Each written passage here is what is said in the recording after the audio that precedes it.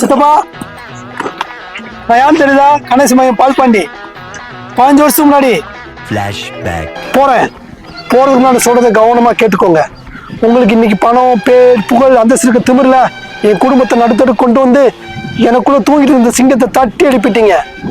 சித்தப்பா, இந்த பால்பாண்டிய உறவுக்காரனா பார்த்திருப்பீங்க. இனிமேல் இந்த பால்பாண்டிய விரோதியா பார்க்க போறீங்க.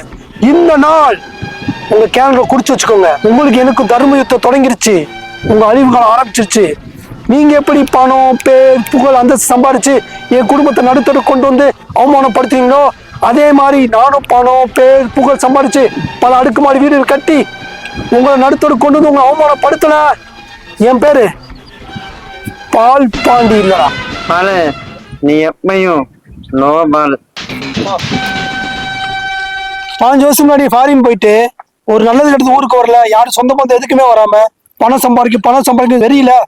பணம்லாம் நிறைய சம்பாதிச்சிட்டேன். உங்களோட பெரிய பணக்காரன் ஆயிட்டேன். தம்பி யாரு? யாருப்பா? ஏன் என்னாச்சுடா? அவருக்கு அல்சைமர் இருக்கு. அப்படின்னா அவருக்கு எதுவுமே ஞாபகம் இருக்காது. என்ன ஞாபகம் இருக்காதா? அவருக்கு அவரையே ஞாபகம் இருக்காது. அப்புறம் எப்படி உங்களுக்கு ஞாபகம் இருக்கும்? ஆஹா, சபதம் சொல்லிட்டு என்னையே நான் பழி வாங்கிக்கிறேன்.